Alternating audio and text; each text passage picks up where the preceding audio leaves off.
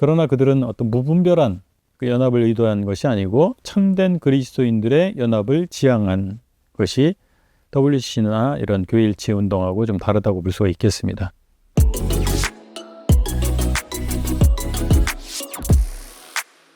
안녕하세요. 이번 시간에는 형제운동의 핵심 가치에 대해서 살펴보겠습니다. 초기 형제던 지도자들은 당대 기독교의 문제가 신약 성경에 나타난 교회의 본질로부터 이탈해 있다고 보았습니다. 그래서 그들은 이른바 초대교회로의 회귀를 강하게 주장했습니다. 그들의 신학은 이러한 그들의 입장에서 비롯된 결과물로 봐야 할 것입니다. 초대교회를 지향함으로써 형제단이 추구한 구체적인 내용들은 어떤 것들이 있나요? 네, 먼저 그들은 교회 연합을 강조했어요.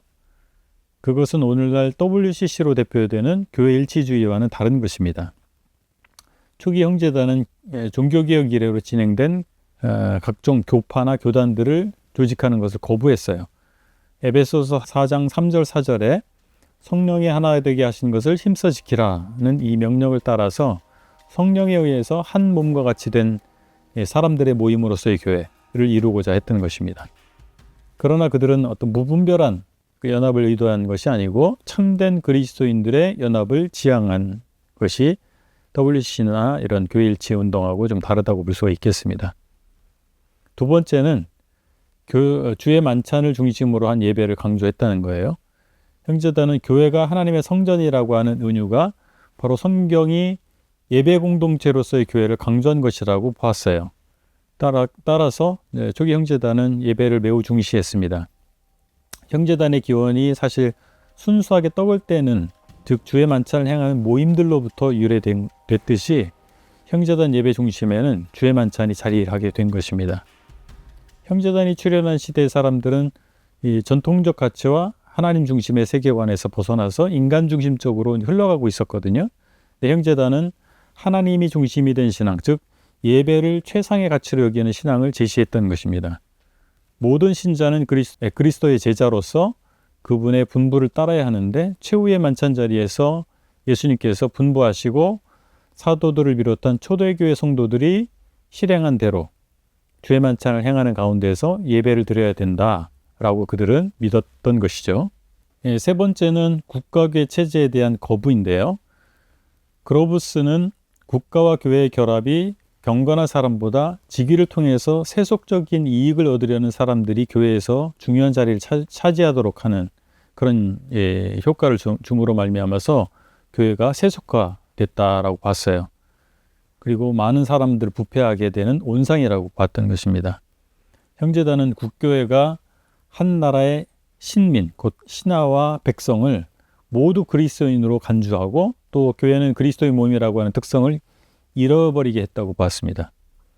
형제단은 국가교회가 신앙 고백을 확인할 수 없는 유아 세례를 시행해서 주의 만찬을 행할 때 또한 당사자들이 개인적으로 신앙을 가지고 있는지 여부를 확인할 수 없도록 하는 이런 이 두 가지 문제가 있다고 비판을 했습니다. 교회사 가운데서 자유교회 전통에 속한 무리들의 중요한 공통점 중에 하나가 있는데 그것이 바로 국가교회 체제에 대한 거부입니다. 그들은 국가교회 권력으로부터 자유로운 교회를 지향을 했기 때문에 자유교회라고 하거든요. 16세기의 종교개혁 시대죠. 아나베티스들이 유아세례를 거부하고 신자의 침례를 주장했어요. 그렇게 했던 이유가 바로 국가교회 체제를 거부한 것에서 비롯된 것입니다. 아나바티스트들과 연관성을 논하지 않더라 할지라도 17세기 영국에서 일어난 침례교 운동은 또한 국가교회 체제를 거부했고 그래서 유아세례를 반대했습니다. 같은 세기에 조금 뒤늦게 출현한 퀘이커 또한 마찬가지입니다. 제도화된 교회, 즉 국가교회를 바로 성경적 교회의 모습이 아니다라고 믿었던 것이죠. 그런가 하면 19세기에 일어난 형제운동 또한 국가교회가 아닌 신자의 공동체로서의 교회를 이루는 그런 것에 포인트를 주안점을 뒀단 말이죠. 그들이 바로 이런 자유교회 전통의 맥락에 있는 무리라고 하는 것을 확인할 수 있는 대목이라고 할 수 있겠습니다. 네 번째는 신자들의 모임으로서 교회를 추구를 했어요. 형제단이 당시에 국교회가 또는 비국교도가 가진 문제점으로 비판한 것이 있었는데 그것이 바로 개종하지 않은 자에게 복음을 전하는 것과 신자들을 가르치는 것을 제대로 구분치 않았다라고 하는 거예요. 형제단이 이러한 구분의 필요성을 제기하는 것은 바로 두 가지 이유 때문에 그런 문제 제기를 했거든요. 첫 번째는 그러한 구분이 없다면 불신자들이 기독교 예배에 참여할 수 있기 때문에 스스로 자신이 그리스도인이라고 착각하게 됩니다. 두 번째는 그리스도인들은 기독교적 진리 전체 범위를 배우지 못하게 되는 거예요. 그래서 초보적인 내용만 답습하게 됩니다. 왜냐하면 불신자들에게 전하는 복음 메시지는 그 복음의 내용을 되풀이하는 것이기 때문에 그렇죠. 그래서 형제단은 분명한 회심을 경험한 신자와 회심이 필요한 불신자를 구분해서 각각에 맞는 말씀 증거와 가르침이 필요하다고 봤던 겁니다. 그래서 그들은 대상에 맞는 메시지와 돌봄을 통해서 신자들의 모임으로서의 교회를 실현하고자 했습니다. 형제단의 그 신자들의 교회에 대한 열망, 이것이 바로 앞서 언급한 대로 유아 세례에 대한 반대, 그 다음에 신앙 고백을 통해서 믿음이 확인된 이들이 입교 의식의 일환으로서 침례를 행하도록 하는 이 기준을 통해서도 분명히 드러나고 있습니다. 초대교회를 지향한 형제단에 대해서 이번에 여기까지 말씀드리고 다음 시간에 나머지 부분을 말씀드리도록 하겠습니다.